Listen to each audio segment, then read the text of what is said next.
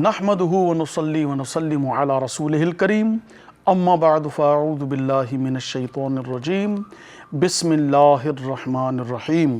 हर तरह जी वाखाण उन करीम ऐं रहीम रब जल्ल जलालहू जे लाइ जेको क़ादिर मुतलक़ आहे, जेको रहीम ऐं करीम आहे, जेको इबादत जो अकेलो हक़दार आहे, जंहिं पंहिंजी कुदरत कामिला सां हिन काइनात खे तख़लीक़ फ़रमायो ऐं इन काइनात खे मुख़्तलिफ़ नेमतुनि सां ज़ीनत बख़्शण खां पोइ हज़रत आदम यानी इंसान ज़ात खे पैदा फ़रमाई ऐं इंसान ज़ात खे अल्लाह तबारक व तआला उन जी इस्लाह जे लाइ हज़रत आदम अलैहिस्सलाम खां वठी, छो त इन काइनात जो जेके इंसान जी इब्तिदा आहे उहा नबी खां आहे।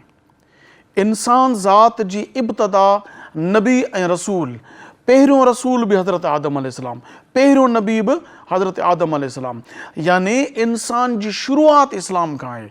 नबी अल्लाह जो नुमाइंदो, अल्लाह जो पैगम्बर हूंदो आहे ऐं उहो पैगाम इस्लाम जो ॾींदो आहे। कहिड़े बि दौर में कंहिं बि नबी पैगाम ॾिनो त इस्लाम जो ॾिनो। पोइ उन महिल शरीयत कहिड़ी हुई, हर रसूल नई शरीयत आणींदो आहे ऐं नबी उन जी पैरवी कराईंदो आहे। ऐं आदम अलैहिस्सलाम खां वठी हज़रत ईसा अलैहिस्सलाम ताईं अल्लाह तबारक व तआला लॻभॻि 1,24,000 नबी सॻोरा मोकिलिया। छाजे लाइ मोकिलियईं?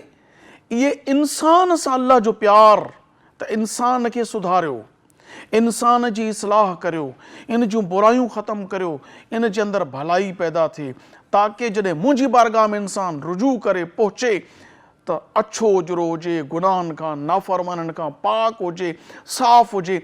ऐं सभिनी नबियनि जे आख़िर में अल्लाह तबारक व तआला पंहिंजे महबूब खे, पंहिंजे हबीब खे तमामु नबियनि जो सरदार बणाए करे मोकिलियो। आख़िर में हज़रत मुहम्मद सल्लल्लाहु अलैहि वसल्लम ऐं संदन आल व असहाब ते लखें करोड़ें दुरूद व सलाम जो असांजे नबी हज़रत मुहम्मद सल्लल्लाहु अलैहि वसल्लम खां पोइ को बि नबी न पैदा थियो न पैदा थींदो।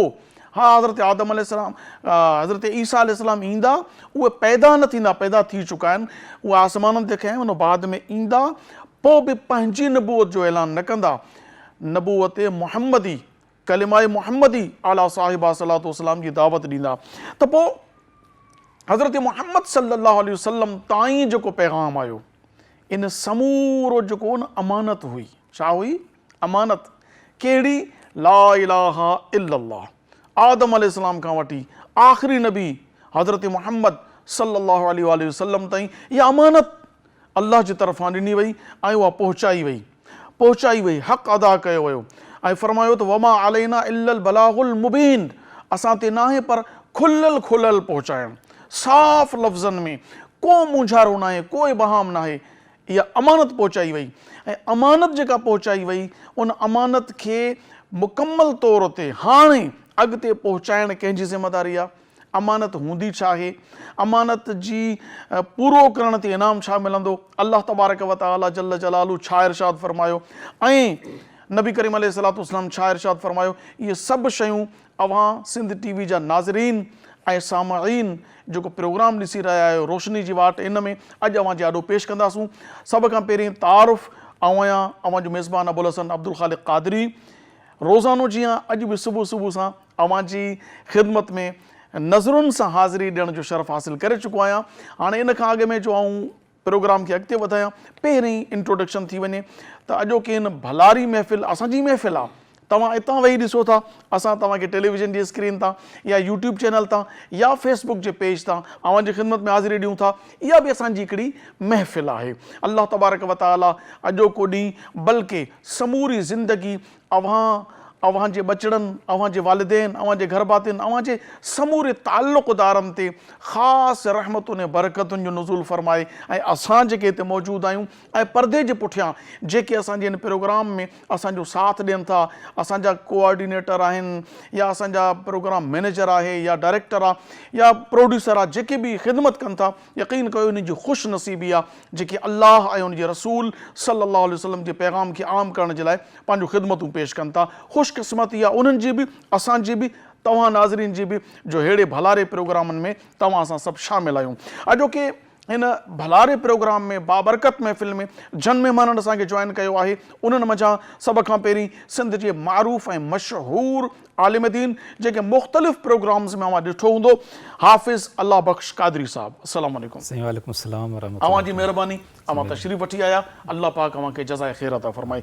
ऐं अॼोके प्रोग्राम में नाज़रीन असांखे जंहिं नातख़्वान जॉइन कयो आहे हाफ़िज़ मंसूर अली क़ादरी, जंहिंजो ताल्लुक़ ठारू शाह सां आहे।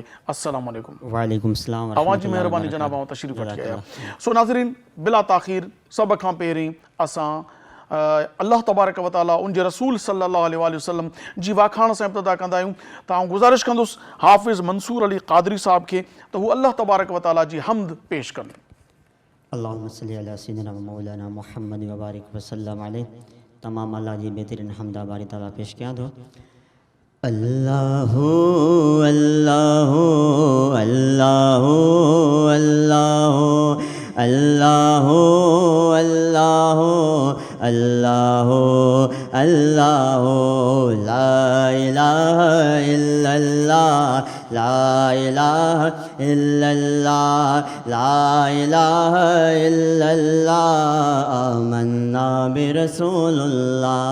जलवो तुंहिंजो बागन में सब बूटन ऐं गुलड़न में, जलवो तुंहिंजो बागन में सब बूटन ऐं गुलड़न में, हर वण जो पन ज़िक्र करे, हर वण जो पन ज़िक्र करे, ला इलाहा इल्लल्लाह अल्लाहु अल्लाहु अल्लाहु अल्लाहु अल्लाहु अल्लाहु अल्लाहु अल्लाहु ला इलाहा इल्लल्लाह ला इलाहा इल्लल्लाह ला इलाहा इल्लल्लाह आमन्ना बिरसूलुल्लाह।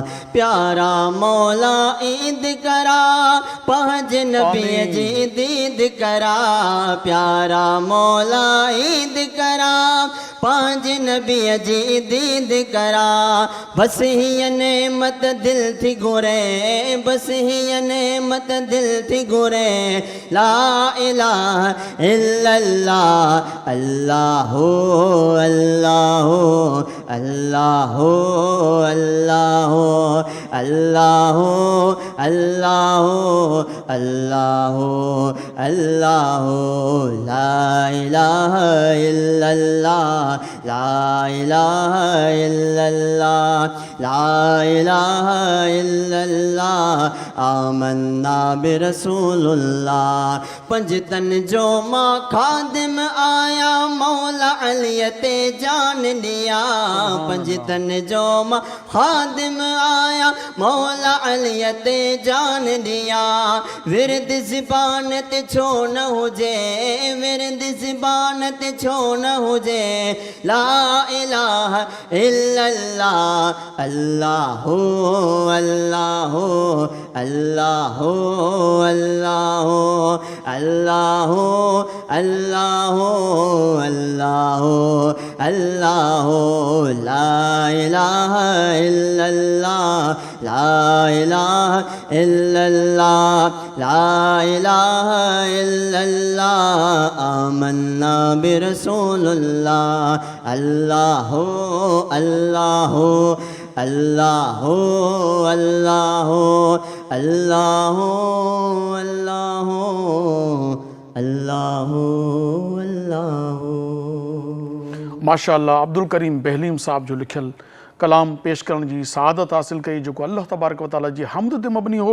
हाफ़िज़ मंसूर अली क़ादरी साहब, महिरबानी। सो अचो त अॼोके टॉपिक ते अल्लामा साहब सां गुफ्तगू करूं। जी हाफ़िज़ साहब, अमानत छाखे चइजे क़ुरान हदीस जी रोशनी में वज़ाहत फरमायो। सही अमानत ईअं खणी चइजे कंहिं ॿी शइ, कंहिं ॿी जी शइ खे, चाहे उहा शइ महसूस हुजे या ग़ैर महसूस हुजे, उन जे पंहिंजे ज़िम्मे इख़्तियार करणु।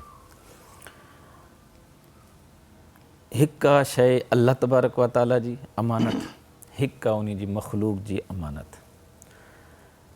जेकी शइ तारीफ़ में मां चई त माना कंहिं शइ चयो महसूस या ग़ैर महसूस, अल्लाह तबारक व ताला जा अहकामात जेके आहिनि इहे ग़ैर महसूस आहिनि, मतिलबु पाण हुकुमात कयूं था लेकिन उनजी का वजूद जे हिसाब सां ॿाहिरि न आहिनि। उहे अल्लाह तबारक व ताला जा जेके फ़राइज़ मादी गैर मादी शयूं, हिकिड़ो मादो हूंदो आहे, हा उहो छा ॾिसी जेके अल्लाह तबारक व ताला जा फ़राइज़ आहिनि ऐं अल्लाह तबारक व ताला जे तरफ़ां असां ते वाजिबात आहिनि, उहे बि अमानतूं आहिनि असांजे लाइ। हज़ूर अलैहिस्सलातु वस्सलाम जूं सुन्नतूं मुबारकूं सल्लल्लाहु अलैहि वसल्लम, उहे बि असांजे लाइ अमानतूं आहिनि। इहे हिकु क़िस्म जी ज़िमेदारी आहे जंहिंखे पाण चऊं था ज़िमेदारी क़बूल करणु। ॿी आहे मख़लूक़ में, जंहिं सोसाइटी में, जंहिं मुआशिरे में कंहिं ॿिए जी का बि शइ हुजे उन जो तव्हां ज़िमो खयो था, ज़िमेदारी क़बूल कयो था,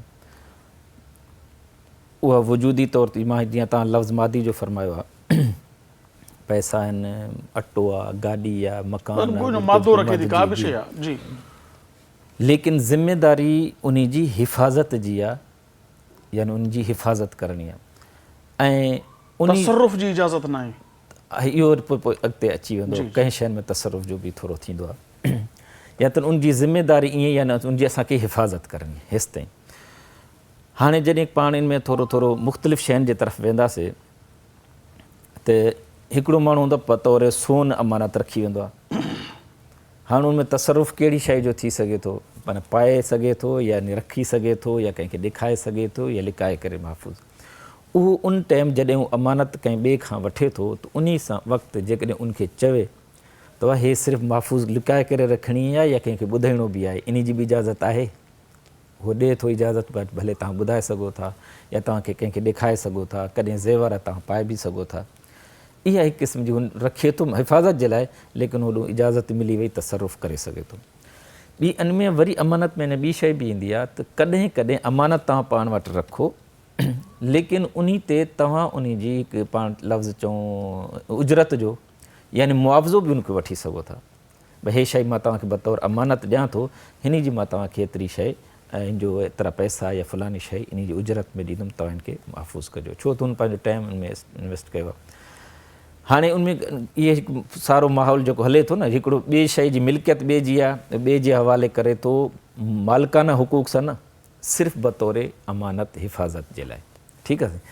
हाणे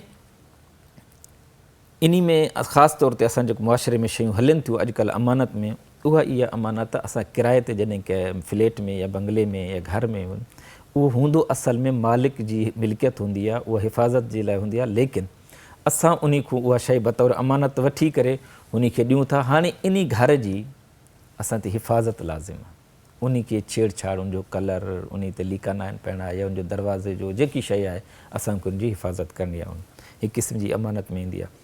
आम तौर ते मुआशिरे में जो लफ़्ज़ जेको अमानत जो इस्तेमालु कयो वेंदो आहे उहो ई हूंदो आहे त का शइ आहे रखण जे लाइ का ॾेई वञे, पैसो रखी वियो जॾहिं मां घुरां या फलाणे तारीख़ ते मूंखे ॾिजो, त पोइ इहा शइ अमानत में सम्झी वेंदी आहे। जेकॾहिं पाण रेंट ते कार वठूं था या ॿी का गाॾी वठूं था त उहा बि बतौर अमानत उन जी हूंदी आहे, उन जो असां उनखे पेश कंदा आहियूं। कॾहिं कॾहिं इहो हूंदो अमानत बि रखूं था ऐं पैसा वरी मालिक खे ॾियूं था, कॾहिं कॾहिं उहा शइ बि रखूं था मालिक खां बि पैसा वठूं था। इन में हाणे वरी ॿी हिकु वठूं था मालिक खां पैसा यानी उजरत, ॿी शइ वरी इहा बि आहे उनखां तसरुफ़ जी जेकॾहिं असां इजाज़त वठी छॾूं त पोइ त जाइज़ आहे, जेकॾहिं तसरुफ़ जी इजाज़त न वरिती पोइ उन जे लाइ अमानत में ख़यानत थी वेंदी आहे। थोड़ो तसरुफ़ खे वाज़े कजो ताकि नाज़रीन जेकॾहिं तसरुफ़ जो मतिलबु उनखे यूज़ करणु, इस्तेमालु करणु। पैसा आहिनि, भई ₹1,00,000 असां मां रखां थो तव्हां वटि, तव्हां मूंखे फलानी तारीख़ ते मूंखे कमु ईंदा, मां तव्हांखे वठंदुमि, या जॾहिं ईंदो तलब, जॾहिं मुंहिंजी दिलि चवंदी मां तव्हांखां वठंदुमि। हा, इन में मां थोरी जी वज़ाहत कयां पियो, फलानी तारीख़ ते मां तव्हां खां पैसा वठंदुमि, हे मुंहिंजा पैसा महफ़ूज़ करे रखो। हे जेकॾहिं उनखे क्लियर कयो तव्हांखे उन तारीख़ ते पैसा खपनि या इहे ई नोट खपनि जेका तव्हां मूंखे 5,000 जा या 1,000 जा या 500 जा ॾेई वञो था, जेतिरे इहे इनखे रखी छॾां या त उन टाइम तव्हांखे पैसा ॾियां। उहो चयो ठीकु आहे, मां तव्हां भले यूज़ करे छॾो, जॾहिं मूंखे फलाणे तारीख़ ते तव्हां मूंखे पैसा ॾिजो, पोइ उहो इस्तेमालु करे सघे थो। जेकॾहिं उहो चयो त न साईं हिनखे हथु न लहिणो, हथु न लहिणो, त मतिलबु इहो जेकी शइ आहे तव्हां उनखे रखो। जेकॾहिं हाणे तव्हां उनखे हथु लाहियो था त इन में अमानत में ख़यानत थी पवंदी, छो त उनजी शइ थी सघे थो त उन में का असल शइ आहे, सभु असल आहे, तव्हां उनखे यूज़ करे उनमें का नकल शइ बि ॾेई, घणा एहतमाल आहे त उन्हनि खे पाण नथा करे, उहो देरि थी वेंदी। उन सां गॾोगॾु इहो आहे त जेके पाण अमानत में जेकॾहिं हलिजे त पैसनि खां अलावा के माण्हू काॾे वेंदा आहिनि त गाॾी बि बीहारे वेंदा आहिनि, साईं गाॾी जो ख़्यालु कजो, भई गाॾी तव्हां वञो था पोइ गाॾी मां इस्तेमालु करे सघो था त यार शहर में वञिजांइ, ॿाहिरि न वञिजांइ, जेकॾहिं ॿाहिरि ताईं काए वञे थो त माना अमानत में ख़यानत अचे थी। अच्छा, जेकॾहिं हू चवंदा त गाॾी खे इस्तेमालु न आहे करिणो, हिन ते कोई मतिलबु मसइलो आहे, मथां तव्हां को खसिजी वञे या हेठि, तव्हां भले किराए सां ॿी करे वठिजो, बाक़ी तव्हां घर में बीहारियो, हेतिरे ॾींहंनि जे बीहारनि जे मां तव्हांखे पैसा खणी ॾींदुमि। बल्कि मफ़हूम हाणे मां ईअं चवां त इन जो मक़सदु छा हूंदो आहे? मक़सदु हूंदो आहे माण्हू पंहिंजी क़ीमती शइ कंहिं ॿिए मोतबर यानी मोतमद अले शख़्स जंहिं ते भरवसो एतमाद हुजे उन वटि बतौर हिफ़ाज़त रखाइण, इन खे अमानत चओ। माशाअल्लाह, तमामु बहितरीनु।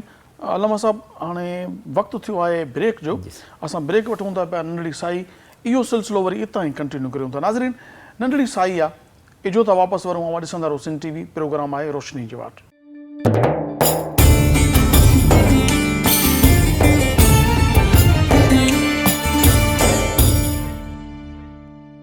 भलीकार नाज़रीन, अवां ॾिसी रहिया आहियो सिंध TV, प्रोग्राम आहे रोशनी जी वाट, ऐं अॼु असांजो मौज़ू जेको आहे अमानत आहे। अमानत में ख़यानत करणु कीअं आहे, अमानत जो पूरो करणु कीअं आहे, इहा तमामु हिकु लाज़मी शइ आहे जेका अॼु असांजे मुआशिरे में हिकिड़ो लाइल्मियत जे करे, माहौल न हुजण जे करे, सोहबत न मिलण जे करे, इहा शइ तादाद आहे जंहिंमें माण्हुनि में घटिजी वई आहे। नबी करीम अलैहिस्सलातु वस्सलाम, अलामा साहब, नबी करीम अलैहिस्सलातु वस्सलाम जन जा उहे औसाफ़ जेके नबी करीम अलैहिस्सलातु वस्सलाम जी नबूवत जे ऐलान खां अॻु में, छो त पाण करीम अलैहिस्सलातु वस्सलाम फरमायो त कुंतु नबियुन फ़आदमु बैनल माइ वत्तीन, मां त हुन महिल बि नबी हुयुमि जॾहिं आदम अलैहिस्सलाम मिटी ऐं पाणी जे विच में हो, पर महबूबन ऐलान 40 सालनि खां पोइ कयो रब जी इजाज़त सां। त नबी करीम अलैहिस्सलातु वस्सलाम जॾहिं 40 सालनि जी उमिरि खां अॻु में कहिड़े लक़बनि सां मशहूरु हुआ ऐं उहे लक़ब साईं जन खे छो ॾिना विया? ला इलाहा इल्लल्लाहुल मालिकुल हक़्क़ुल मुबीन मुहम्मदुर रसूलुल्लाह सादिकुल वअदुल अमीन। सुभान अल्लाह, सुभान अल्लाह। पान करीम अलैहिस्सलाम जो वसफ़ूत अणखुटनि त जेको तव्हां ख़ुसूसी तौर ते ॿुधायो आहे त जेको अहले मक्का या इर्दो गिर्द में हज़ूर अलैहिस्सलाम जिन वसफ़नि सां मशहूरु आहे, सादिकुल वाद बि हुआ ऐं अमीन बि हुआ। अमीन चइबो आहे अमानतदार खे। अमीन अरबी लफ़्ज़ आहे, अमानतदार फ़ारसी लफ़्ज़ आहे। त अमानत जी हिफ़ाज़त करणु जेको आहे इहो कंहिं आम माण्हू जो हिकु वस जी ॻाल्हि न आहे। ऐं ख़ासि तौर ते जेकॾहिं तव्हां दौरे जाहिलियत जे मामलात खे तव्हां तारीख़ जी निगाह सां जॾहिं उनखे ॾिसो था, पढ़ो था, ॿुधो था, त उन टाइम जेको उरूज हुयो जंहिं बुराइनि जो, ख़ासि तौर ते इहो अमानत में ख़यानत हुई, फ़हाशी बि उरूज ते हुई, जुआ बि उरूज ते हुई, क़त्ल गारत बि उरूज ते हो, फितनो फ़साद बि उरूज ते हो। अहिड़े फितने वारे दौर जंहिंखे दौरे जाहिलियत चयो वेंदो आहे, उन में हज़ूर अलैहिस्सलातु वस्सलाम अमानतदारी जंहिं करे ॾेखारी, त उन टाइम जेतिरा उन माहौल में जेतिरा माण्हू हुआ उहे सभु हज़ूर अलैहिस्सलाम खे अमीन चवंदा। इन करे हज़ूर अलैहिस्सलाम पंहिंजी ज़ुबान मुबारक सां ईअं न फरमायो त मां अमीन आहियां, मां सादिकुल वाद आहियां, पाण फरमाईंदा मां मोहम्मद बिन अब्दुल्ला आहियां। वाह! पर नाले खां वधीक जेके आहिनि माण्हुनि सां जेको मुआशिरे में आहे उन्हनि चयो हज़ूर अलैहिस्सलाम खे फरमाए सादिकुल वाद आहे, ऐं जेको वाइदो कंदा हुआ पूरो कंदा, ऐं ॿियो अमीन अमानतदार। हज़ूर अलैहिस्सलातु वस्सलाम जूं इहे वसफ़ूं मुबारक अहिड़ियूं हुयूं जंहिंजे करे उन माण्हुनि जी दिलनि में हज़ूर अलैहिस्सलातु वस्सलाम ते एतिरो एतमाद वेहिजी वियो हो, एतिरो एतमाद जो उहो पंहिंजे पीउ माउ वटि मख़सूस शयूं न रखंदा हुआ या कंहिं गहरे दोस्त वटि अहम शयूं न रखंदा हुआ, उहे बि हज़ूर अलैहिस्सलाम अणॾिठे। अच्छा, के माण्हू हूंदा ॾिसी दोस्ती जे हिसाब सां अणॾिठे करे नालो ॿुधी करे हज़ूर अलैहिस्सलाम रखंदा। इहा हिकु ख़ुशबू हुई हज़ूर अलैहिस्सलातु वस्सलाम जी अमानत वारी, जेके गैरनि खे बि पंहिंजी तरफ़ माइल करे वेंदो। वाह! तव्हां ॻाल्हि कई हज़ूर अलैहिस्सलाम जे ऐलान नबूवत को पहिरें जी ॻाल्हि जी। हाणे हिकु मज़े जी ॻाल्हि आहे हज़ूर अलैहिस्सलाम जी ज़िंदगी मुबारक खे पाण जॾहिं थोरो ॾिसूं था न, हिकु ज़िंदगी मुबारक ऐलान नबूअत खां पहिरियों 40 साल ऐं ऐलान नबूअत खां पोइ 23 साल, वरी उनखे पाण ॿिनि हिसनि में कयूं था। त 13 साल ऐलान नबूअत खां पोइ वरी मदीने पाक मके पाक में हज़ूर अलैहिस्सलाम रहिया, यानी मकी ज़िंदगी, ऐं 10 साल मदीने पाक में रहिया। हाणे जेका इहे 13 साल आहिनि, यानी नबूवत जा अहम ज़्यादा हिसा जेके आहिनि ज़िंदगी मुबारक वारा, उहे 13 साल आहिनि। इन्हनि 13 सालनि में जाथे अहले मक्का, कुरैश या ॿिया बि हज़ूर अलैहिस्सलाम जी जान मुबारक जा दुश्मन हुया, हज़ूर अलैहिस्सलाम सां हर क़िस्म जी उन्हनि दुश्मनी करे चुका हुआ, हज़ूर अलैहिस्सलाम सां हर क़िस्म जो सोशल बाइकाट करे चुका हुआ ऐं हज़ूर अलैहिस्सलाम खे अज़ियत ऐं तकलीफ़ूं ॾेई चुका हुआ। उन जे बावजूद बि उहे अमानतूं जेके आहिनि हज़ूर अलैहिस्सलाम दिल खुश करे छॾियो। हाफ़िज़ साहब, माना चइजे त अपने तो अपने दुश्मन भी बोले कि आला है किरदार मदीने वाले का, यानी को दुश्मन आ वो चवे तो मां इन जी ॻाल्हि, हाणे वो असल में उहो जेको दुश्मनी रखे पियो, जेको बुग़्ज़ रखे पियो न, उहो पंहिंजे ज़बान ऐं किरदार में कूड़ो थिए पियो। कीअं? किरदार इहो हो त चवे पियो त न माण्हू सचो आहे, पंहिंजे किरदार मां सादिकुल वादुल अमीन, ठीकु, त पंहिंजे वाइदे जो बि पको आहे ऐं सादिक आहे, सचो आहे ऐं अमानतदार बि आहे, ठीकु आहे, सचो बि आहे अमानतदार बि आहे, ॿई शयूं मञा थो। पोइ जेका अमानत अलाह खां मिली थो ताईं पहुचाए थो, हुनखे नथो मञे। जेको सच ॻाल्हाए थो त हक़ इहो आहे त अलाह खां सवाइ कोई इबादत जो लाइक़ु न आहे, मां अलाह जो आख़िरी नबी आहियां, उहो त ईमान नथो आणे, त इहो उन्हनि जे लाइ छा अकुल न हो, सम्झ न हुई, या महज़ बुग़्ज़ जी बुनियाद ते इहा शइ हुई जो तस्लीम न पिया कनि? हाणे इहा तव्हांजी जो मां जवाबु ॾियां थो, तव्हांजी ॻाल्हि में हिकिड़ी ॻाल्हि आहे। ॾिसो, हज़ूर अलैहिस्सलाम त उन्हनि जो एतिरो एतमाद हो, जेकी तव्हां ॻाल्हि कई, त जॾहिं हज़ूर अलैहिस्सलाम ऐलान नबूअत फरमाइनि पिया न, सभिनीनि खे हुकुम थियो त इनखे सॾु कयूं। पाण करीम अलैहिस्सलाम पहाड़ ते बीठा, सभु गॾु थिया। हज़ूर अलैहिस्सलाम फरमायो त जेकॾहिं मां तव्हांखे ॿुधायां त हिन पहाड़ जे पोयों कोई काफ़िलो, हिकिड़ो लश्कर अचे थो, त तव्हां मुंहिंजी ॻाल्हि खे तस्लीम कंदव? हुननि चयो हा बिल्कुलु कंदासीं। तव्हां नाहे ॾिठो, मां मुंहिंजी ॻाल्हि ते एतमाद कंदो? चयो हा। छो त तूं सचो आहे, तूं सादिकुल अमीन आहे, तूं सचो आहे, तुंहिंजी ॻाल्हि ते असां एतमाद कंदासीं। पोइ हज़ूर अलैहिस्सलाम फरमायो जेकॾहिं तव्हां मूं ते एतिरो एतमाद कयो था त मां तव्हांखे अॼु ॿुधायां थो त अलाह ताला वहदहू ला शरीक ला, उन जी इबादत करो, उन जी पूॼा कयो, ॿियनि जी न कयो। सुभान अल्लाह। हाणे ॻाल्हि अचे थी त उन्हनि पोइ हज़ूर अलैहिस्सलाम जे एतिरो सादिक अमीन सम्झण जे बावजूदि पोइ ईमान छो न आंदऊं, पोइ उहे माण्हू दुश्मनी छो करणु लॻा? उन में इहा शइ आहे त हिकु हज़ूर अलैहिस्सलाम खे ज़ाहिरी अखि मुबारक सां ॾिसणु, हिकु हज़ूर अलैहिस्सलाम सां अक़ीदत करणु, हिकु हज़ूर अलैहिस्सलाम सां मुहबत करणु। हे जेको हज़ूर अलैहिस्सलाम जो लक़ब मुबारक हो, अक्सर माण्हुनि में हुयो बि सही ऐं माण्हू दिली तौरु तस्लीम कंदा, ऐं उन्हनि माण्हुनि खे जेके हज़ूर अलैहिस्सलाम खे दिली तौर ते तस्लीम कंदा हुआ, सादिक अमीन सम्झंदा हुआ, उन्हनि खे ईमान जी दौलत नसीब थी। ऐं जेके माण्हू हज़ूर अलैहिस्सलाम जे सादिक अमीन हुजणु उन्हनि खां हज़म न थींदो हो, ऐं हज़ूर ईअं थींदो आहे न कॾहिं मुआशिरे में वॾेरो हिकिड़ो आहे, रईस हिकिड़ो आहे, त ॿियो जेको आहे उभरी अचे त माण्हू दिली तौरु हुन सां अदब करनि, पोइ उनखे बर्दाश्त न थींदो। ॿियनि लफ़्ज़नि में पाण उनखे हसद चवंदा आहियूं।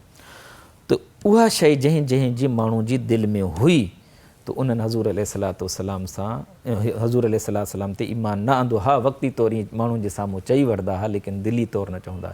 उन्हनि में अबू लहब बि हो, हालांकि हज़ूर अलैहिस्सलाम जो चाचो, हा, त उन जे बावजूदि उन जेको आहे हज़ूर अलैहिस्सलाम सां हसद कयो। त हालांकि अबू लहब त हज़ूर अलैहिस्सलाम जी विलादत ते त ख़ुशी कई, पोइ जॾहिं ॾिठईं त मुंहिंजो त भाइटियो आहे, मां ख़ुदि नंढो आहे, इहो जेको हेॾी सारी करे थो, हिन जी वाह वाह थिए थी, ॿिया माण्हू बि हिन जे लाइ ॾिसणु अचनि था, ज़ारत करणु अचनि था, हिन जो सभु माण्हू एतिरी दोस्ती सां अदब एतिराम सां पेश अचनि था, उहो असांजो न आहे, माना हुन हसद कयो। पोइ उन हसद जे करे उन ते इहा लानत अची वई, यानी उहो बर्बाद हमेशह जे लाइ जेको उहो ज़लील थी वई। हाणे ॿी ॻाल्हि इहा आहे त जंहिं माण्हुनि हज़ूर अलैहिस्सलाम खे ज़ाहिरी बि तस्लीम कयो, बातिनी बि कयो, उन्हनि खे अलाह ताला इहा दौलत ॾिनी। पोइ उन्हनि हज़ूर अलैहिस्सलाम ते ईमान आंदो, पर ईमान आणण जो इज्तिमाही तौर ते हुननि न आंदो, कॾहिं कंहिं यकदम आंदो, कंहिं साल खां पोइ आंदो, कंहिं 10 सालनि खां पोइ आंदो, कंहिं 20 सालनि खां पोइ बि आंदो। यानी हज़ूर अलैहि सल्लम मके पाक खां हिजरत करे मदीने पाक विया हलिया, उन खां पोइ अची करे जॾहिं फ़तेह मक्का थी आहे, पोइ अची घणनि जेके आहिनि उतां मुस्लमान थिया। लेकिन ॾिसो जंग बदर आहे, इहा बि अहले मक्का सां लॻी आहे, उहद जी जंग आहे, इहा बि अहले मक्का सां लॻी आहे, ऐं खंदक वारी जॻह इहा बि अहले मक्का सां लॻी आहे। इहे जंगूं अहम जेको टॉप जूं आहिनि, इहो त अहले मक्का केरु आहे? जेको हज़ूर अलैहि माइट बि आहे, रिश्तेदार बि आहे, उते मतिलबु ज़िंदगी गॾु गुज़ारण वारा, उहे हज़ूर अलैहि सां विढ़नि पिया। अॻु में हुनखे सादिक़ अमीन हज़ूर अलैहि खे चवंदा बि हुआ, पर हाणे हज़रत अबू सुफ़ियान खे ॾिठो वञे त हज़ूर अलैहि सां केतिरियूं आहिनि जंगूं कयूं, पर आख़िर में हुनजो छा थियो? हज़ूर अलैहि ते ईमान आंदो न। मतिलबु इन में असां इहा चवंदासीं त जॾहिं हुननि कंहिं बि हिकु लम्हे में हज़ूर अलैहि सां सची मोहबत कई न, अल्लाह ताला उन जी मोहबत खे जेको आहे ज़ाया नाहे कयो।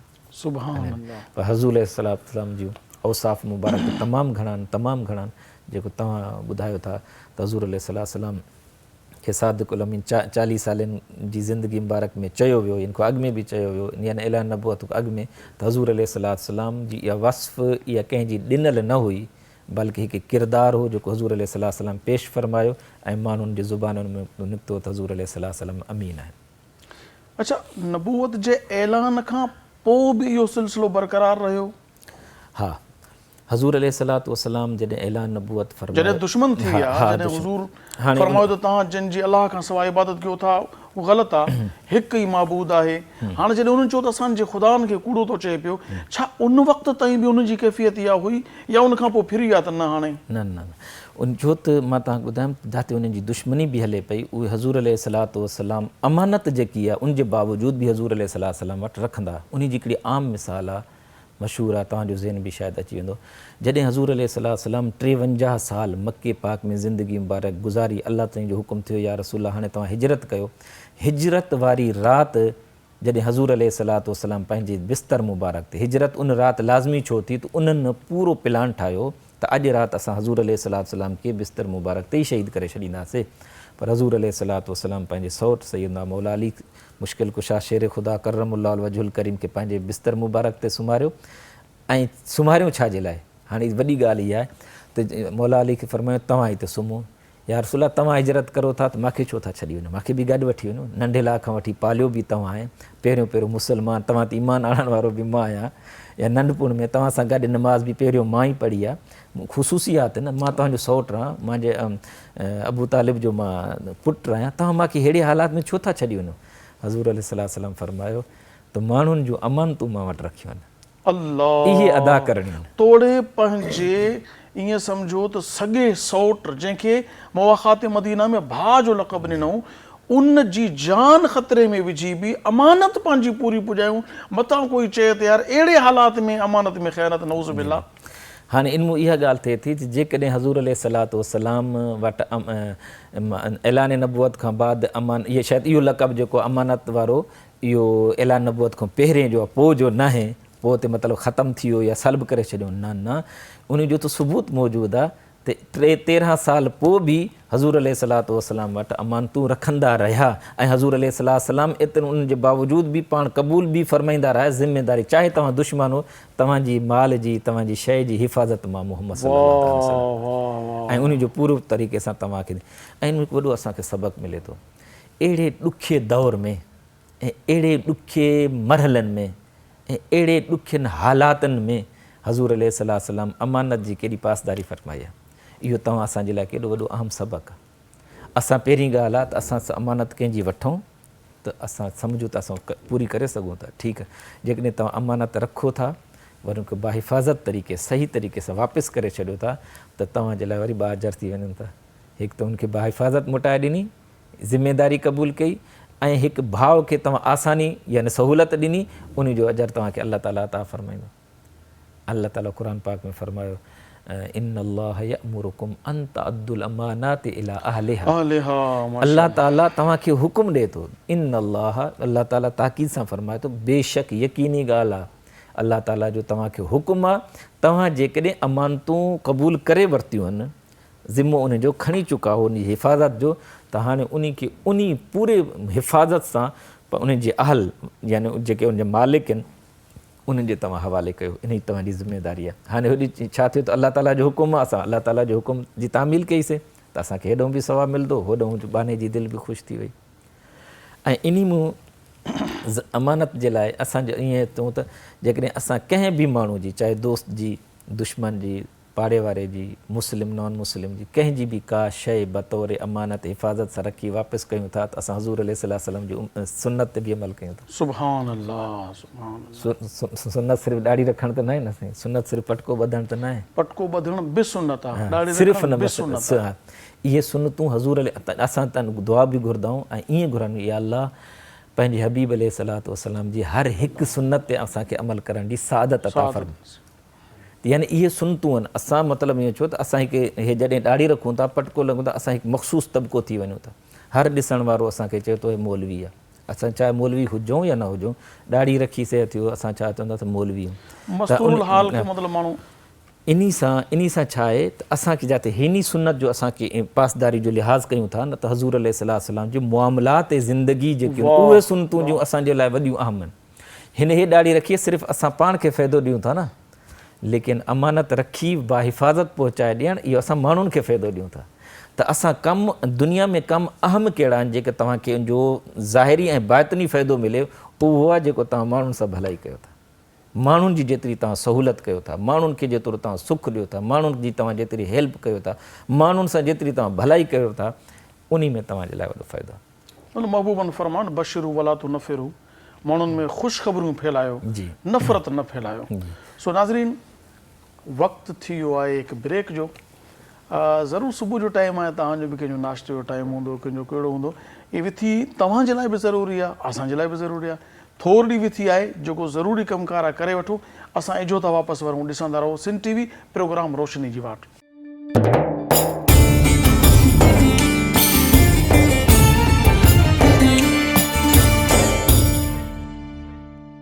भलीकार नाज़रीन, सामईन, सिंध टीवी जो प्रोग्राम रोशनी जी वाट। ऐं अॼु असांजो मौज़ू जेको आहे अमानत, अमानत में ख़यानत कीअं आहे ऐं अमानत पूरी करण जो फ़ाइदो छा आहे।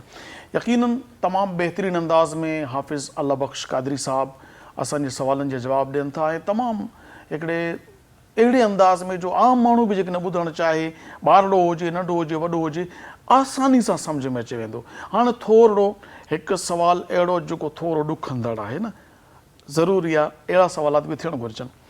हाफ़िज़ साहब, सुवालु इहो आहे, जेकॾहिं कोई चवे, मतिलबु मां न, आम तौर ते कोई शख़्स चवे त तव्हां अमानतदार नबी जा ख़ाइन उम्मती आहियो, त इहो ऐब केॾो ॾुखंदड़ आहे, इन जे बारे में छा चवणु चाहींदो तव्हां? साईं, जेको माण्हू ईअं चवे थो न, उहो चवण वारो ग़लति आहे। ॿुधिजो, उनजी वजह इहा आहे, असां इंसान आहियूं, असां ख़ताकार आहियूं, असां कोई मासूम न आहियूं। मासूम अल्लाह तबारक व ताला फ़रिश्तनि खे ठाहियो आहे, ऐं मासूम जेके आहिनि अंबिया किराम अलैहिस्सलाम आहिनि, उहे मासूम आहिनि। बाक़ी असां में सिर्फ़ु एहतिमाल न आहे, असां गुनाहगार आहियूं। गुनाहनि जा क़िस्म आहिनि, जेके क़िस्म गुनाहनि जा आहिनि, मां सम्झां थो असां मुस्लमाननि में सभई उहे गुनाह आहिनि, की ज़ाहिरी आहिनि की ख़ुफ़िया आहिनि। लेकिन इहो तानो ॾियणु जेको आहे, इहो उन माण्हू जे लाइ सही न आहे। हा, जेको चवे थो त उहो इन में उहो केतिरो बि पंहिंजो पाण खे पाक दामन सम्झे, पाक बाज़ सम्झे, लेकिन उन खां बि अणॼाणे में बि गुनाह थी विया हूंदा। हाणे इहो होॾो हज़ूर अलैहिस्सलाम जो चए थो तव्हां उम्मती आहियो, त उम्मती लफ़्ज़ चई करे वरी होॾो असांखे चए थो त तव्हां जेके आहियो ख़ाइन आहियो। हाणे या त असांखे उम्मती न चए, जेके ॾुखु लॻे थो न जंहिं शइ जो, उहा हा तव्हां चयो नॉमिनेट करे छॾे पिया, तूं जेको आहे न तोमें हे ऐब आहे, ठीकु आहे। लेकिन अल्लाह रब्बुल आलमीन जेको आहे, कुझु ॻाल्हियूं अहिड़ियूं आहिनि दीन खे सम्झाइण जे लाइ बि, माण्हुनि खे उहे ऐबनि ख़तमु करण जे लाइ बि तरीक़ो ॿुधायो आहे। उदउ इला सबील रब्बिक बिल हिकमत वल मौइज़तिल हसनत। जंहिं लफ़्ज़ उहे चया आहिनि, या त मजमे में चया आहिनि या इनफ़रादी तौरु चया आहिनि। जेकॾहिं मजमे में चया आहिनि त ग़लति चयो आहे, जेकॾहिं इनफ़रादी तौरु चयो आहे त पोइ हुनखे ॾिठो जो मक़सदु छा हो। इहो चवणु छो हुन जे माना बेइज़ती करणु मक़सूदु हुई, या हुन खे ज़लील करणु मक़सूदु हुयो, या पंहिंजो पाण खे आलिम या पंहिंजो पाण खे मुतक़ी परहेज़गार या वली चवणु मक़सूदु हो, छा मक़सूदु हुई? ॿई शयूं ग़लति आहिनि। जेकॾहिं हुनजी इस्लाह मक़सूद हुई त उनजो चइबो आहे जेकी शइ तोखां ग़लति थी वई आहे न त आईंदा इहा शइ न कजां ऐं जेको तोखां थी वियो आहे इन जी अलाह रब्बुल आलमीन खां माफ़ी वठी छॾ। हिकिड़ो गुनाह आहे अल्लाह तबारक व तआला जेको आहे उहो सत्तार आहे। सत्तार माना ढकणहार ढकणहार आहे। जॾहिं अल्लाह ताला नथो ॾिसे त कहिड़ा मुंहिंजा बाना आहिनि, कहिड़ा मौलवी आहिनि, कहिड़ा पीर आहिनि, कहिड़ा नेक नमाज़ी आहिनि, कहिड़ा आहिनि, उहे कहिड़ा कहिड़ा ग़लति कमु करनि था, या मुस्लमान या ग़ैर मुस्लिम कहिड़ा ग़लति, अल्लाह ताला ख़बर न आहे, वरी बि परदो रखियो बीठो आहे। एसी ताईं त अल्लाह रब्बुल आलमीन तव्हां असांखे झलियो आहे त तव्हां त बदगुमानी बि न कयो।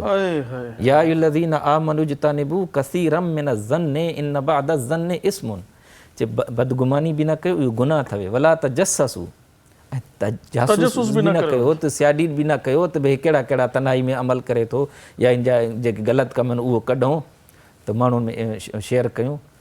इन्हनि शयुनि को अल्लाह ताला मना करे थो। त हे माण्हू कीअं माण्हुनि खे चए थो जो हे आइब आहिनि? हा, उन जो के हे अल्लाह ताला फरमाया तव्हां उन जी इस्लाह जेकॾहिं तव्हांजो मक़सूदु आहे त इस्लाह बि कंहिं हिकमत तहत कयो, सुहिणा अल्फाज़ ॻाल्हायो। ईअं न चओ तूं हज़ूर सल्लल्लाहु अलैहि वसल्लम उम्मती आहे, तूं हीअं कमु करे थो। उनखे चइबो आहे तूं ॾिसो असां पाण हज़ूर सल्लल्लाहु अलैहि वसल्लम जा उम्मती आहियूं, असांखे त हज़ूर सल्लल्लाहु अलैहि वसल्लम जी हर सुन्नत सां मोहबत हुजणु घुरिजे आहे, हर अमल सां मोहबत। जंहिंखां पाण मना कयो त उनखां जलिजी वञूं। मूंखे शक थिए थो या मां सम्झां थो या मां ॾिठो आहे तूं हे ग़लति कमु कयो आहे त इन खे आईंदा न कजां। तूं हाणे चए अल्लाह ताला माफ़ु करण वारो, इन अल्लाह यग़फिरु ज़ुनूब जमीआ, अल्लाह ताला फरमाए थो मां सभु गुनाह माफ़ु फरमानो, सभु। वरी फरमाए थो मथां चई यार मां सारी 40 साल 60 साल गुनाहनि में गुज़ारी आहे, नमाज़ न पढ़ी आहे, सारी ज़िंदगीअ लाइ कीअं गुज़ारी? अल्लाह साईं फरमाए ला तक़नतू मिन रहमतिल्लाह, अल्लाह ताला जी रहमत खां नाउमीद न थियो।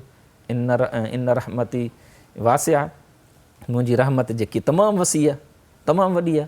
त मुंहिंजो चवण जो मक़सदु इहो आहे कंहिं ॿिए खे उन जा ऐब या गुनाह जेके आहिनि उहे चई करे उनखे जेकॾहिं कोई हिकिड़ो मिन जुमिला कंहिं शख़्स खे टारगेट न, बल्कि कोई ईअं चवे त यार अमानतदार नबी जी उम्मत जेका आहे उहा अमानतदारी में बिल्कुलु पोइते थी वई आहे, ख़यानत करे थी पई, छा इहो सच आहे या न? इहे लफ़्ज़ ॾुखिया आहिनि, चवणु न घुरिजे। न घुरिजे। अदब जे दायरे में हिकु बीबी साहिबा जी हदीस पाक आहे, बीबी आयशा सिद्दीक़ा रज़ी अल्लाह ताला अन्हा जी। त अहले इराक़ बगदाद जॾहिं कूफा बसरा शहर थिया न हेॾो पोइ इतों जे उन वक़्त जे माण्हुनि जेकियूं हदीसूं बयानु कयूं त हिकु हदीस जो मफ़हूम ई आहे त जेको माण्हू नमाज़ पढ़े पियो त अॻियों जेकॾहिं माण्हू कोई गुज़री वञे त छा उन जी नमाज़ फासिद थींदी आहे न? त उन हिकु हदीस आंदी त उन में लफ़्ज़ चऊं त गॾा गुज़री वञे, औरत गुज़री वञे या ॿी काई गुज़री वञे त बीबी साहिबा जॾहिं इहो ॿुधो त बीबी साहिबा चयो मार पवे इन्हनि इराक़ियुनि ते त असां औरतुनि खे जेको आहे गॾनि वारे लाइन में हिकु जुमिले में इस्तेमालु कयो अथनि, यानी हिकु बेअदबी आहे। औरत जो हिकु मक़ाम आहे, गॾा जेका आहिनि, लेकिन उनखे चइबो आहे औरत ऐं गॾा जेके गुज़री वञनि त नमाज़ उहा न टुटंदी आहे, नमाज़ न फासिद न थींदी आहे, पर गुज़रण वारो गुनाहगार थींदो आहे, ॼाणी वाणी गुज़रे थो। हाणे मुंहिंजो चवण जो मक़सदु इहो आहे त अगरचे चूंड सुठी हुजणु, चूंड सुठी न हुजे। इन जे करे हाणे जीअं तव्हां लफ़्ज़ शुरू में चयो इहा चूंड मूंखे ॾुखी लॻी, सवाल जेको आहे मूंखे ॾुखी, तव्हां नबी साईं जा उम्मती आहियो, अमानतदार नबी जा उम्मती आहियो, तव्हां ख़यानतदार हो, ईअं न चए। हिते असांखे हज़ूर अलैहि सलाम सां न मिलाए, असांखे तव्हां बाबा जेके कहिड़ा यार तव्हां माण्हू हो, कहिड़ा मुस्लमान हो, तव्हां कंहिंजा नबी हो, तव्हां उम्मती कंहिंजा, थोरो सोचो करो, हीअं करे विच में ॿिया जुमिला हाणे इहा शइ लफ़्ज़ चइजे। अच्छा, हाणे आलम साहिबु असांजे नाज़रीन ऐं सामईन जेके प्रोग्राम ॾिसंदा आहिनि उहे मुख़्तलिफ़ जॻहनि तां असांखे मतिलबु जीअं हाणे यूट्यूब आहे या फेसबुक आहे, उन्हनि में ऑफ एयर में बि कॾहिं कॾहिं सुवालात अचे वेंदा आहिनि। सो उन में हिकिड़ो सुवाल असां पंहिंजे प्रोग्राम में शामिलु कंदा आहियूं, अॼु बि करियूं था।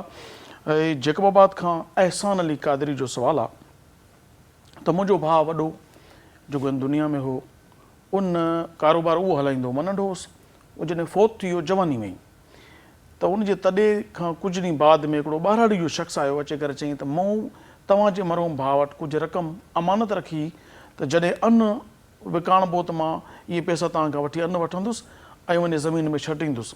हाणे फ़ौत थी वियो त मूंखे उहा रक़म ॾियो।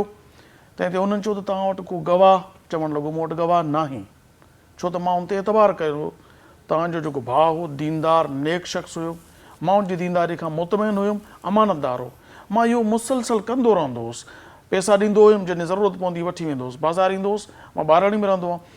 अच्छा, मूं वटि गवाह बि न आहे, मूं वटि लिखत बि न आहे, हीउ चए थो त असां जॾहिं हुनजो जेको रोज़नामचो थींदो आहे या कापी थींदी आहे रोज़ानो, केतिरी आमदनी थी, केतिरे अख़राजात थिया, सॼा लिखियल असां चेक कयासीं, किथे बि न आहे लिखियलु त हिन कंहिं शख़्स जी अमानत वरिती आहे ऐं उहा असांखे ॾियणी आहे। हाणे असांजो सुवालु इहो आहे त इहा रक़म असांखे ॾियणु वाजिबु आहे न आहे, ऐं वाक़ई उन वरिती हुजे, लिखियो न हुजई त छा बरोज़ हशर उहो तकलीफ़ में ईंदो या क़बर में ईंदो, त असां ॾियूं न ॾियूं, इन जे बारे में शरीयत छा थी चए? तव्हां लफ़्ज़ ॿ हिन में अहम चया आहिनि, जंहिं मां उनजो जवाबु ॾियां। हिकु तव्हां चयो वाजिबु ऐं असां ॾियूं या न ॾियूं, इहे अहम आहिनि। ॾिसो, वाजिबु या लाज़िम या फ़र्ज़ या ज़िमेदारी तॾहिं थींदी जॾहिं को सबूत हुजे, या त हिननि वटि हुजे या हिननि वटि न, सबूत पेश हुन खे करिणो आहे। ॿाराड़ी वारे माण्हू खे जो चयो मां अमानत रखी या पैसा रख, उन वटि पोइ चइबो न की मां अॻु में कंदो हुयुमि या को गवाह हुजे या लिखत हुजे, त पोइ हुन जा साबित थी। इहो हिकु क़ानूनी बि ईअं आहे ऐं शरीयत में बि ईअं आहे। यानी हिननि ते जेसि ताईं उहो साबित नथो करे, हे हिकु रुपयो बि हुन खे हिननि ते वाजिबु न आहे हुनजो अदा कनि, क़ानूनी तौरु ऐं शरी तौर ते। बाक़ी हिकु भलाई करणु ऐं पंहिंजो भाउ थी सघे थो हिन वरितो बि हुजे ऐं यकीन हुन ॾिनो बि हुजे ऐं उहो हिन में न बि लिखियो हुजे, हिन खां थी वियो हुजे, त हाणे उहो फ़ैसिलो थींदो त क़यामत जे ॾींहुं हाणे जेकॾहिं हे हाणे उन जे हक़ में ॾेई छॾींदा, भाउ हुजे मिसाल 10,000 जी या लख जी उहो ॿुधाए थो, त हे उन जे भाउ जे तरफ़ूं हुन खे अमानत ॾेई छॾनि। हिननि जे ॾियणु इहो अफ़ज़ल आहे, बहितर आहे त ईअं करे छॾनि। उनजी वजह इहा आहे, जेकॾहिं हिन ॾिना हूंदा हक़ीक़तनि त हुन जे अज़ाब न थींदो, तकलीफ़ न थींदी, गिरफ़्त न थींदी। छो त उनको सुवालु थींदो जे हेतिरी अमानत तूं वरिती, तूं चओ नोट छो न कई, तूं कंहिंखे तूं ज़िमेदार छो, तोखे ख़बर हुई तुंहिंजी मौत कॾहिं अचे थो। उन खां बचण जे लाइ, यानी पंहिंजे भाउ खे क़बर में अज़ाब या तकलीफ़ न थिए, त उहो पैसा जेका चवे थो त उन खे ॾेई छॾे। हिकु ॻाल्हि, जेकॾहिं हक़ीक़त हूंदो त कर्ज़ु लही वियो, अमानत अदा थी वई। जेकॾहिं न आहे त वरी हुनखे सवाबु मिलंदो। हुन ते हिकिड़ो इल्ज़ाम लॻो, हिननि दफ़ा करे छॾियो, त इन सां छा थींदो त हिननि खे बि सवाबु मिलंदो, उनजे भाउ खे बि सवाबु मिलंदो। हे त जेको आहे हे उनजो, जेकॾहिं क़यामत जो ॾींहुं थिए, फ़ैसिलो त हर शइ जो थींदो, सवाल बि हर शइ जो थींदो। त क़यामत में हिकु जॾहिं हज़ूर अलैहिस्सलाम जी हदीस मुबारक आहे, उनमें हिकिड़ो सवाल इहो आहे त पुछा कई वेंदी बाने खां त पैसो आंदो काॾो हुयो ई ऐं ख़र्चु कीअं कयो हुई। ॿिया सवाल बि हूंदा, पर इहो सवालु हूंदो पैसा आंदो कीअं हुयो, कहिड़ा ज़राया हुआ ऐं ख़र्चु कयो। उन ॾींहुं जेकॾहिं इन ॿाराड़ी वारे खां पुछो वञे त इहे 10,000 या 20,000 या लख रुपयो तूं काॾो कीअं आंदो हुयो, उहो ज़ाहिर थी पवंदो। ऐं वरी हिननि खां पुछो वञे त इहे 10-20,000 या 50 लख तव्हां जेको हिन खे इहो तव्हां कीअं ख़र्चु कयो, त हे चवनि त असां परवरदिगार अमानत अदा कंदे, यानी असांखे अगरचे यकीन न हो, वरी बि हिकिड़ो एहतिमाल हो, त उहो असां तुंहिंजो हुकुम हुयो अमानत ॾियो, असां अमानत अदा करे छॾी। माशाअल्लाह तबारक व तआला। नाज़रीन, अव्हां ॿुधो अमानत जे मुतालिक़ मां कम हक़ हो, ईअं त नथो चई सघां त असां कमाल दर्जे जो प्रोग्राम पेश करे चुका आहियूं, पर असां कोशिशि वॾी कई आहे। दिलनि जा राज़ अल्लाह ताला ॼाणे थो पियो। असांजी भरपूर कोशिशि हुई त असां पंहिंजे प्रोग्राम में अमानत जे मौज़ू ते हिकु बहितरीनु मवाद अव्हांजी ख़िदमत में पेश करे सघूं, पर अल्लाह तबारक व तआला चाहियो त हीउ हिकिड़ो वसी मौज़ू आहे। वरी कॾहिं इन साॻिए टॉपिक खे जेकॾहिं तव्हां चाहींदो, को सवालात वग़ैरह हूंदा त शामिलु कंदासीं इंशाअल्लाह तबारक व तआला। सो आख़िर में हिकु दफ़ो वरी गुज़ारिश त जेकॾहिं तव्हां हीउ प्रोग्राम असांजो तव्हां सिंध टीवी जे इन टेलीविज़न ते न आहियो ॾिसी सघिया, त तव्हां असांजे यूट्यूब चैनल ते ज़रूरु ॾिसी सघो था। जेकॾहिं चाहियो त Sindh TV HD Islamic subscribe कयो, उन ते पंहिंजा कमेंट्स ॾियो, सवालात करियो। जेकॾहिं तव्हां फेसबुक ते असांजो पेज फॉलो करणु चाहियो त सिंध TV HD ऑफिशियल लिखी करे सर्च करियो, उते असांजी सिंध टीवी जो हिन जेको इस्लामिक प्रोग्राम्स आहिनि उन्हनि में इहो उनजो हिकिड़ो पेज अची वेंदो, तव्हां उनखे फॉलो करियो ऐं कमेंट्स ॾियो, लाइक करियो, शेयर करियो। अव्हांजी महिरबानी। सो सभ खां पहिरीं मां थोराइतो आहियां अव्हां सभिनी नाज़रीन ऐं सामईन जो, जन पंहिंजो क़ीमती वक़्तु कढी करे असांजे प्रोग्राम ॾिठो। ज़ाहिर आहे असां जेको कुझु बि कयूं था तव्हांजे लाइ कयूं था। तव्हां ॾिसंदा आहियो न, असांजी इहा ख़ुशी आहे। तव्हांजो ॾिसणु असां लाइ राहत आहे, असां लाइ ख़ुशी आहे। ॾिसंदा करियो रोज़ानो। अव्हांजी महिरबानी। इंशाअल्लाह तबारक व तआला वरी मुलाक़ात थींदी। तेसीं ताईं मां तव्हांजो थोराइतो ऐं हाफ़िज़ अल्लाह बख़्श क़ादरी साहिब जी महिरबानी शुक्रिया अदा करियां थो, जे पंहिंजे क़ीमती वक़्त मां मसरूफ़ियात मां वक़्तु कढी तशरीफ़ वठी आया। अल्लाह पाक खेनि अजर अज़ीम अता फ़रमाए। ऐं नात ख़्वान हाफ़िज़ मंसूर अली क़ादरी साहिब जो थोराइतो आहियां, जेके पंहिंजो क़ीमती वक़्तु कढी करे असांजे हिन भलारी महफ़िल में शरीक थिया। सो वेंदे वेंदे इहा हिकिड़ी गुज़ारिश कंदुसि त सुभाणे साॻिए वक़्त ते वरी अव्हां सां नज़रुनि जी मुलाक़ात थींदी। तेसीं ताईं पंहिंजी मेज़बान अबुल हसन अब्दुल ख़ालिक़ क़ादरी खे इजाज़त ॾींदा। अल्लाह वाही, अस्सलामु अलैकुम वरहमतुल्लाहि ताला। अल्लाहुम्मा सल्लि अला सय्यिदिना मौलाना मुहम्मद व बारिक वसल्लम अलैहि। मुस्तफ़ा के खाना है परे, मुस्तफ़ा के खाना है परे, मुस्तफ़ा के खाना है परे, मुस्तफ़ा के खाना है परे। पढ़ सलातों त दिल थी ठरे, पढ़ सलातों त दिल थी ठरे, मुस्तफ़ा के खाना है परे, मुस्तफ़ा के खाना है परे। सारी मखलूका हुन जी नज़र में, साईं दो सब जी कबर में, सारी मखलूका हुन जी नज़र में, साईं दो सब जी कबर में, साईं दो सब जी कबर में। कोई मोमिन किथे भी मरे, कोई मोमिन किथे भी मरे, मुस्तफ़ा के खाना है परे, मुस्तफ़ा के खाना है परे। सुनो नबी पढ़ सलातों त दिल थी ठरे, पढ़ सलातों त दिल थी ठरे, मुस्तफ़ा के खाना है परे, मुस्तफ़ा के खाना है परे। जाथे मदनीअ जो मीलाद आहे, उते अल्लाह जो इमदाद आहे, जाथे मदनीअ जो मीलाद आहे, उते अल्लाह जो इमदाद आहे, उते अल्लाह जो इमदाद आहे।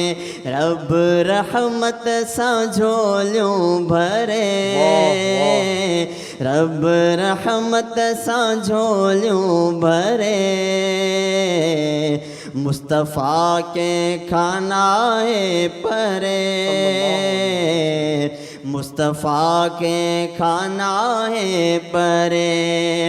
करे तारीफ तुझी भलारा, प्यो सनींदो ही तो खे निसारा, करे तारीफ तुझी भलारा, प्यो सनींदो ही तो खे निसारा, प्यो सनींदो ही तो खे निसारा। तुझे सदके थी मुश्किल टरे, तुझे सदके थी मुश्किल टरे, मुस्तफ़ा के खाना है परे, मुस्तफ़ा के खाना है परे। सुनो नबी पढ़ सलातों त दिल थी ठरे, पढ़ सलातों त दिल थी ठरे, मुस्तफ़ा के खाना है परे, मुस्तफ़ा के खाना है परे।